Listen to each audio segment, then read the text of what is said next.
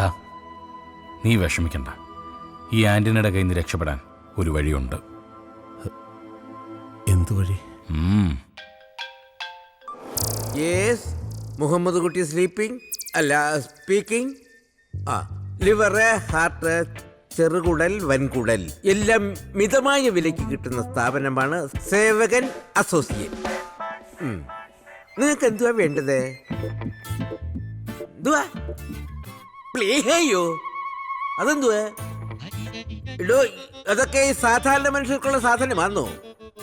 എന്തോ പോടി ഓടിത് പ്ലീഹ പോലും പ്ലീഹ. നമസ്കാരം സാർ. എന്തുവാ നിങ്ങളുടെ പ്രശ്നം? ഓ, ഹലോ, ഹാർട്ടോ. അതെ, നിങ്ങളെ നാളെ വൈകിട്ട് വിളിക്കേ. ശരി. എന്താ നിങ്ങളുടെ പ്രശ്നം? അതായത് ഹലോ, ഭയങ്കര ബിസിയുള്ള ആളാണ്. ലിവറോ ആടിൻ്റെയോ? എടോ, ഇത് ഇറച്ചിക്കടയല്ല, മനുഷ്യന്മാരുടേതേ എടുക്കത്തുള്ളൂ. ഇനി കാര്യം പറ, കൊടുക്കാനാന്നോ എടുക്കാനാന്നോ? കൊടുക്കാനാ. ഏത് പാർട്സാ? അത് ഈ കിഡ്നി ആണെങ്കിലോ? അത് കൊള്ളാം. പിന്നെ പ്രായം, ബ്ലഡ് ഗ്രൂപ്പ് ഇതിനെ ആശ്രയിച്ചായിരിക്കും വില. നിങ്ങളെ എത്രയായിരിക്കും ഉദ്ദേശിക്കുന്നത്? കുറച്ച് കൂട്ടി പറഞ്ഞു. ഒരു 10 ലക്ഷം 20 ലക്ഷം രൂപ. അത്രയൊന്നും കിട്ടത്തില്ല. മാർക്കറ്റ് വില 5 ലക്ഷം രൂപയാണ്.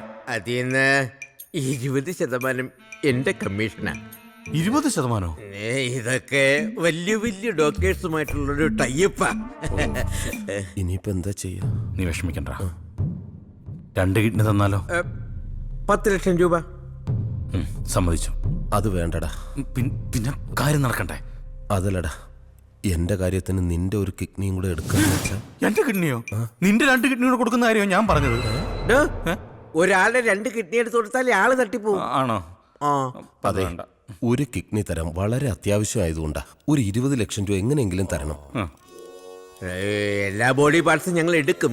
ഒരു കാര്യം ചെയ്യും, ഈ 2 എണ്ണം ഉള്ളതിന്ന് നമുക്ക് ഓരോന്നും എടുക്കാം. ചിലപ്പോ 20 ലക്ഷം തികയുമായിരിക്കും.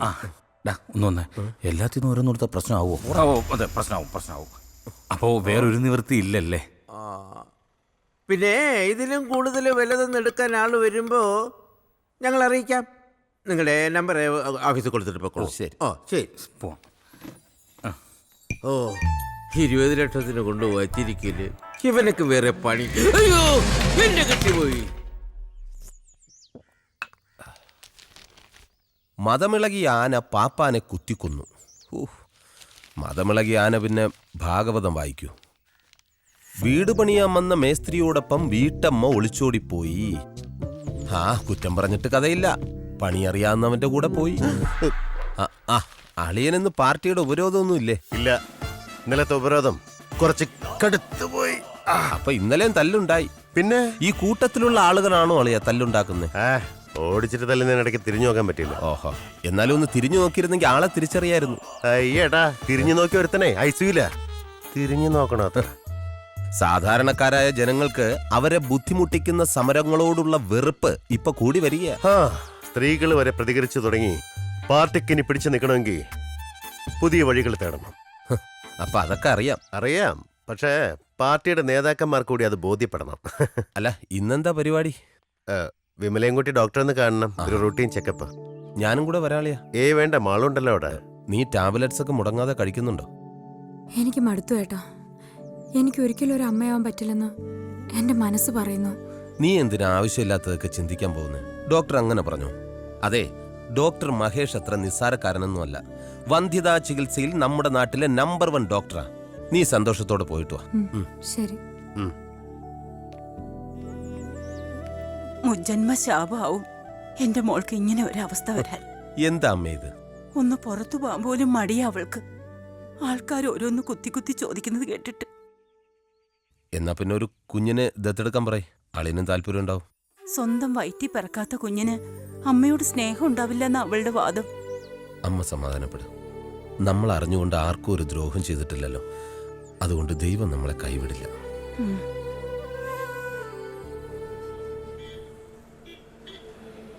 ഡാഡി, എന്റെ ക്ലാസ്സിലെ നവീൻ കൃഷ്ണൻ BBC-യിൽ ഡാഡിയുടെ ഫോട്ടോ കാണിച്ച റിപ്പോർട്ട് വന്നെന്ന് പറഞ്ഞു. ആണോ? മോള് കണ്ടില്ലേ? ഇല്ല, 24 അവേഴ്സും പഠിച്ചോളണമെന്നാണ് മമ്മിയുടെ ഓർഡർ. മോള് നന്നായിട്ട് പഠിക്കുന്നുണ്ടോ? എല്ലാത്തിനും എനിക്ക് A+. ഇന്റർ സ്കൂൾ ഇലോക്കേഷൻ കോമ്പറ്റീഷനും എനിക്കാ ഫസ്റ്റ്. ആണോ?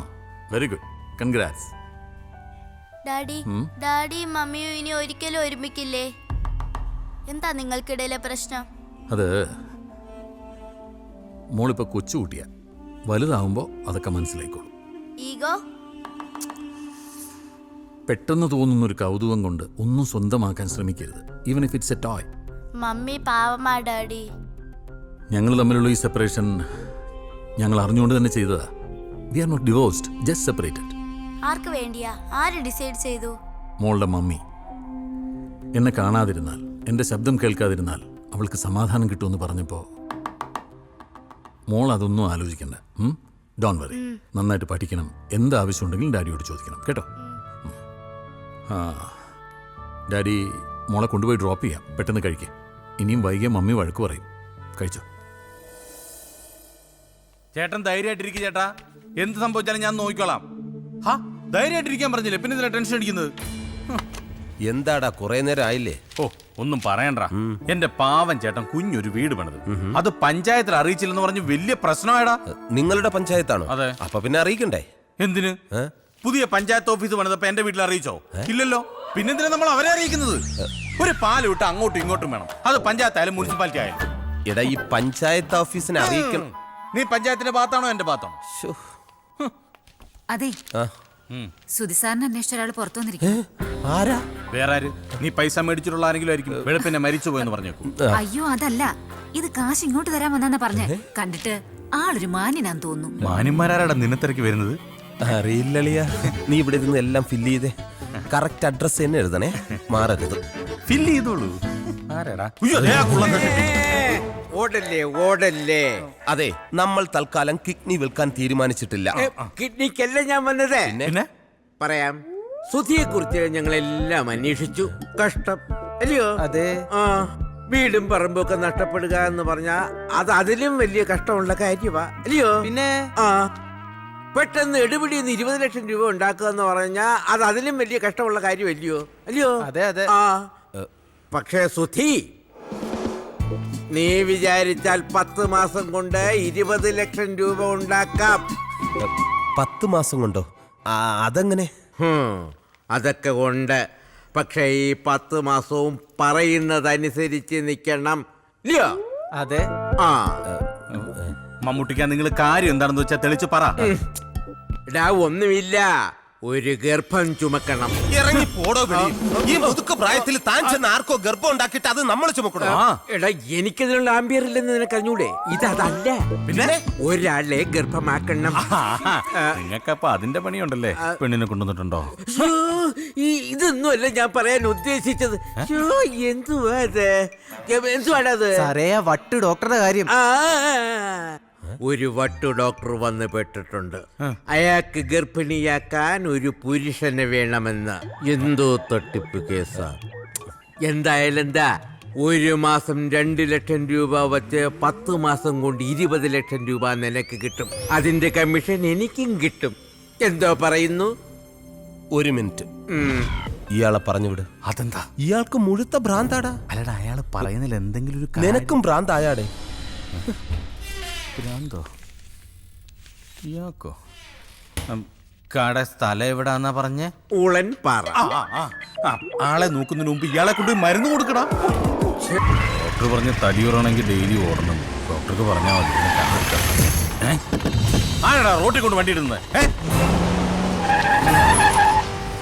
ആന്റണിയും ടീമോടാ. അയ്യോ, പിടിച്ച് കേട്ടറാമാരെ. ഓടടാ.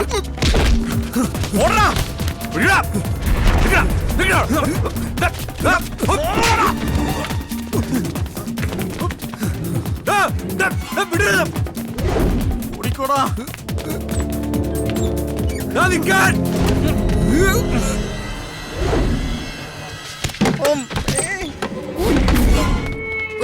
One, two, three.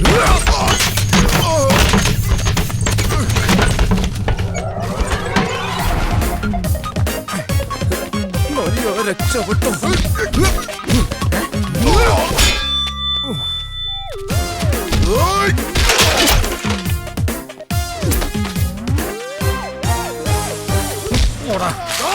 പറ്റിക്കാണോ?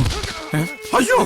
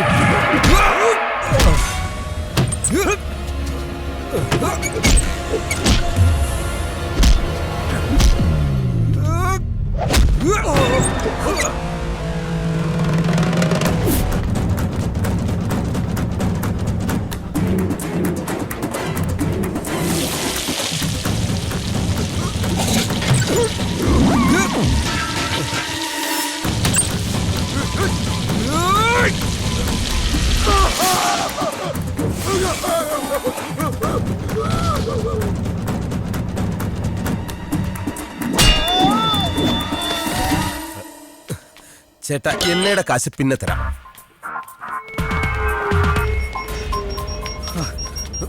എങ്ങോട്ടാ? ഇങ്ങോട്ട് പോടാ. അങ്ങോട്ടാ. ഇതാരാടാ? എന്താ എന്താന്ന് ചോദിക്കുന്നു. ഇങ്ങോട്ട് വാ. ചെല്ലാൻ പറയുന്നു.